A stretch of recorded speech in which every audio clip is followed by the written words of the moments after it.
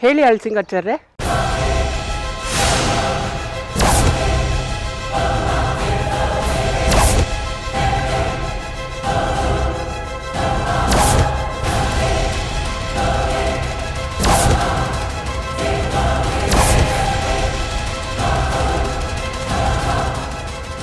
ನನ್ನನ್ನ ಉಚ್ಚಟನೆ ಮಾಡ್ತೀಯಾ? ನನಗೆ ಎಕ್ಕದ ಕಡ್ಡಿಲ್ ಹೊಡಿತ್ಯಾ? ಯಾವ ಕೈಯಲ್ಲ ಹೊಡಿತ್ಯಾ? ಈ ಕೈಯಲ್ಲ?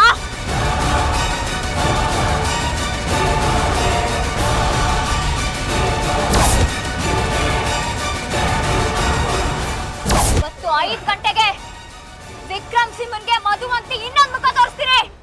ವಿಕ್ರಮ್ ಸಿಂಹನ್ ಸಾವಿನ ಕದ ತೆರೆಯುತ್ತೆ. ವಿಕ್ರಮ್, ವಿಕ್ರಮ್, ಏನಾಯ್ತಮ್ಮ? ಯಾಕೆ ಇಷ್ಟೊಂದು ಗಾಬರಿ ಆಗಿದ್ಯಾ? ಎಲ್ಲ ಮುಗ್ದೋಯ್ತು ಕಣೋ, ಎಲ್ಲ ಮುಗ್ದೋಯ್ತು. ಏನು ಮುಗ್ದೋಯ್ತಮ್ಮ? ಕರೆಕ್ಟಾಗಿ ಹೇಳು, ನಂಗೇನು ಅರ್ಥ ಆಗ್ತಿಲ್ಲ. ಆ ಮಧುವಂತಿ ಶೆಲ್ವಪಿಳ್ಳಿಯವ್ರ ಕೈ ಮುರಿದಾಕಿದಾಳಂತೆ. ಅವ್ರ ಕೈ ಬಿದ್ದೋಗಿದೆಯಂತೆ. ಮಹಾಮಂಡಲ ನಿಲ್ಲಿಸ್ಬೇಕು ಅಂತ ಮಧುವಂತಿ ಈ ರೀತಿ ಮಾಡ್ತಾಳೆ ಅಂತ ನಾನು ಅನ್ಕೊಂಡಿರ್ಲಿಲ್ಲ. ಅವಳು ಬರೀ ಬಾಯಲ್ಲಿ ಹೇಳೋದು ಮಾತ್ರ ಅಲ್ಲ ಕಣೋ, ಹೇಳಿದ್ದನ್ನ ಮಾಡಿ ತೋರಿಸ್ತಾಳೆ. ಅಂತ ಗುರುಗಳನ್ನೇ ಸೋಲ್ಸಿದಾಳೆ ಅಂದ್ರೆ ಅವಳು ನೀನ್ ಯಾವ ಲೆಕ್ಕ ಹೇಳು? ಅವಳು ಇದನ್ನ ಸುಮ್ಮನೆ ಬಿಡಲ್ಲ ಕಣೋ, ರಾಕ್ಷಸಿ ಅವಳು. ಈಗೇನೋ ಮಾಡೋದು? ಇಂಥವ್ರು ಸಾವಾಸ ಮಾಡಿ ನಾವೆಂಥ ಪರಿಸ್ಥಿತಿಗೆ ಸಿಕ್ಕಾಕೊಂಡ್ಬಿಟ್ವಿ ನೋಡು. ನಮ್ಗಿದೆಲ್ಲ ಬೇಕಿತ್ತ? ಕೊಚ್ಚ ಮೇಲೆ ನಾವೇ ಕಲ್ಲು ಹಾಕಿ ಮೈಗೆ ಹಾರಿಸ್ಕೊಂಡಾಗಾಯ್ತು. ಅಂತ ಗುರುಗಳನ್ನೇ ಬಿಟ್ಟಿಲ್ಲ ಅವಳು. ಇನ್ನು ನಾವೆಲ್ಲ ಯಾವ ಲೆಕ್ಕನೋ ಅವಳು ಮುಂದೆ? ಮಹಾಮಂಡಲ ನಡೆಯಲ್ಲ ಕಣೋ, ಅವಳು ನಿನ್ನ ಸುಮ್ಮನೆ ಬಿಡಲ್ಲ. ದೇವ್ರೆ, ಯಾಕೆ ನಮ್ಮನ್ನ ಇಂಥ ಪರಿಸ್ಥಿತಿಗೆ ಸಿಕ್ಸಾಕ್ಬಿಟ್ಟೆ? ಅಮ್ಮ ಸಮಾಧಾನ ಮಾಡ್ಕೋ, ನಾನು ಗುರು ಹತ್ರ ಮಾತಾಡ್ತೀನಿ. ಅವ್ರು ಏನ್ ಹೇಳ್ತಾರಂತ ನೋಡೋಣ.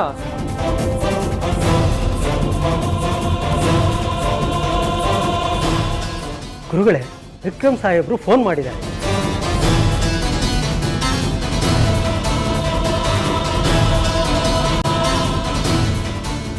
ಹೇಳಿ. ಹಲೋ ಗುರುಗಳೇ, ವಿಷಯ ಗೊತ್ತಾಯ್ತು. I am really sorry. ಅವಳು ಇಷ್ಟು ಕೇಳಿ ಮಟ್ಟಿಗೆ ಇಳಿತಾಳೆ ಅಂತ ನಾನು ಅನ್ಕೊಂಡಿರ್ಲಿಲ್ಲ. ಮುಂದೆ ಏನಾಗುತ್ತೆ ಅಂತ ತುಂಬಾ ಭಯ ಆಗ್ತಿದೆ. ನೀವೇ ದಾರಿ ತೋರಿಸ್ಬೇಕು ಗುರುಗಳೇ.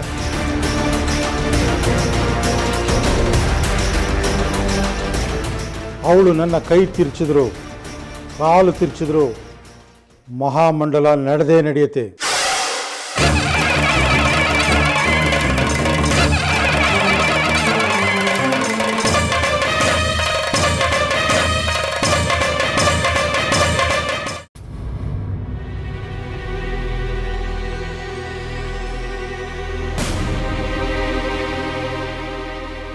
ಭಾವ,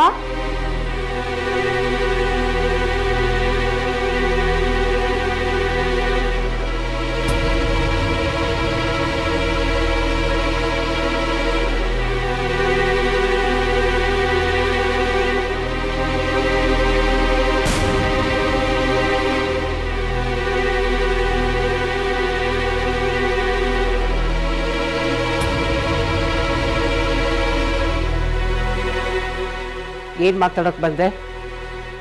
ಸಂಧಾನ ಮಾಡಕ್ ಬಂದಿದ್ಯಾ? ಜೀವನದಲ್ಲಿ ನಮಗೂ ನೆಮ್ಮದಿ ಬೇಕು ಅಂತ ನಿಮ್ ಸಂಬಂಧ ಬೆಳೆಸಿದ್ವಿ. ಆದ್ರೆ ನಮಗ್ ಸಿಕ್ಕಿದ್ದೇನು? ಬರೀ ನೋವು, ಹಿಂಸೆ, ಅವಮಾನ. ಅಷ್ಟಕ್ಕೆ ಸುಮ್ಮನಾಗ್ಬೋದು, ಆದ್ರೆ ಪ್ರಾಣನೇ ತೆಗೆಯಕ್ ಬಂದ್ರೆ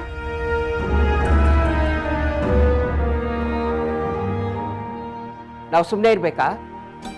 ನಮ್ಮ ಕಡೆಯಿಂದ ತಪ್ಪಿದೆ ಅಮ್ಮ, ನಮ್ ತಪ್ಪಿಲ್ಲ ಅಂತ ಹೇಳ್ತಿಲ್ಲ.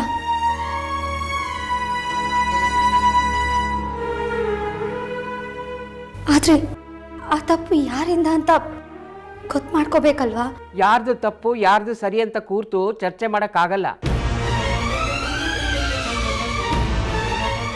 ನೀವೆಲ್ಲರೂ ಒಂದೇ, ಯಾರೂ ಬೇರೆ ಬೇರೆ ಅಲ್ಲ.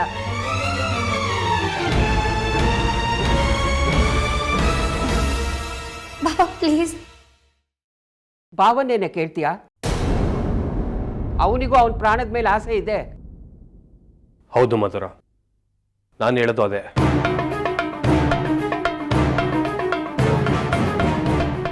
ನೀನೇ ನೋಡ್ತಿದ್ಯಲ್ವಾ ಮಧುರ, ಇವ್ರು ಟಾರ್ಚರ್ ನಾನು ಎಷ್ಟು ಸಹಿಸ್ಕೊಂಡಿದ್ದೀನಿ ಅಂತ. ಇದೇ ಮುಂದುವರಿತಿದ್ರೆ ನಾನು ಹೇಗೆ ಸಂಸಾರ ಮಾಡಲಿ ಹೇಳು?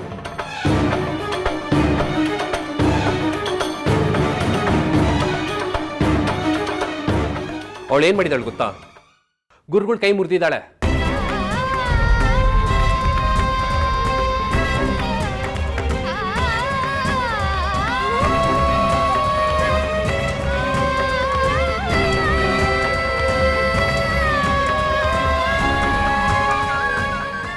ಇಲ್ಲ ರೀ,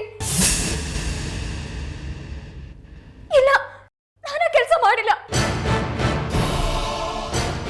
ನೀನ್ ಮಾಡಿದ್ರೆ ಬೇರೆ ಯಾರು ಮಾಡ್ತಾರೆ? ಇಡೀ ಊರಿಗೆ ಗೊತ್ತು ನೀನ್ ಮಾಡಿರೋದು ಅಂತ.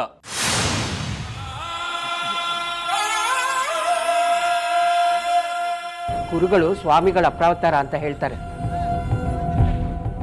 ಅಂಥವ್ರನ್ನ ದೇವಸ್ಥಾನದಿಂದ ಹೊರಗೆ ಕರೆಸಿ ಅವ್ರ ಕೈ ಮುರಿದು ಈಗ ಏನೋ ಗೊತ್ತಿಲ್ಲದೆ ಇರೋಳ್ ತರ ನಾಟಕ ಆಡ್ತಾ ಇದೆಯಾ?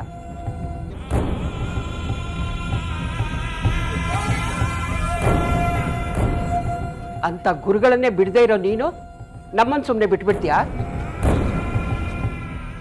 ಮಧುರ, ನೀನು ಅವಳ ಮಾತು ನಂಬೇಡ, ಅವಳ ಪರವಾಗಿ ಮಾತಾಡ್ಬೇಡ.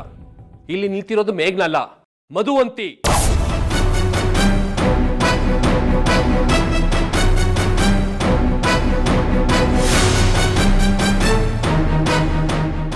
ಇಲ್ಲ ರೀ, ನಾನು ಮೇಘನನೇ. ನಾನು ನಿಮ್ಮ ಹೆಂಡತಿ ಮೇಘನನೇ, ಮಧುವಂತಿ ಅಲ್ಲ. ಮುಚ್ಚೆ ಬಾಯಿ. ನನಗೇನು ಇನ್ಮೇಲೆ ನಂಬಿಕೆನೇ ಹೊರಟೋಗಿದೆ. ಪೂಜೆ ಮಾಡಬಾರ್ದು ಅಂತ ಗುರುಗಳ ಕೈ ಮುರಿದು ಬಂದೆ. ಪೂಜೆಗೆ ಕೂರಬಾರ್ದು ಅಂತ ನನ್ನ ಮಗನಿಗೆ ಗತಿ ಕಾಣಿಸ್ತೀನಿ ಅಂತ ಹೆದರಿಸ್ತೀಯ ನೀನು? ಗುರುಗಳೇ ಹೇಳಿದ್ರು 5 ಗಂಟೆಗೆ ನನ್ಗೊಂದು ಗತಿ ಕಾಣಿಸ್ತಿ ಅಂತ. ಅಲ್ಲಿ ಹೇಳ್ದೆ ಅಂತೆ.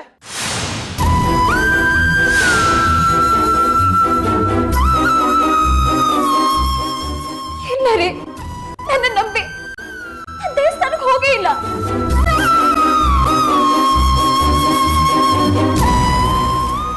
ನೀನ್ ಹೋಗ್ದೆ, ಗುರುಗಳ ಕೈ ಹೇಗೆ ಮುರಿತೋ? ಇನ್ನು ಹೆಚ್ಚು ಮಾತಾಡೋ ಸಹನೆ ನಮಗಿಲ್ಲ. ನಿಮ್ಮ ಅಕ್ಕನ ಕರ್ಕೊಂಡು ಹೋಗ್ತಾ ಇರೋ.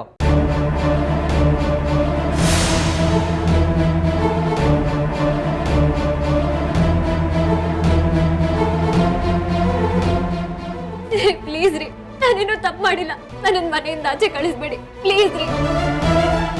ನಾನು ನಿರಪರಾಧಿ, ನನ್ನ ದಯವಿಟ್ಟು ಮನೆಯಿಂದ ಆಚೆ ಕಳಿಸ್ಬೇಡಿ. ನನಗೆ ನಿಮ್ಮನ್ನ ಬಿಟ್ಟಿರೋ ಶಕ್ತಿ ಇಲ್ಲ.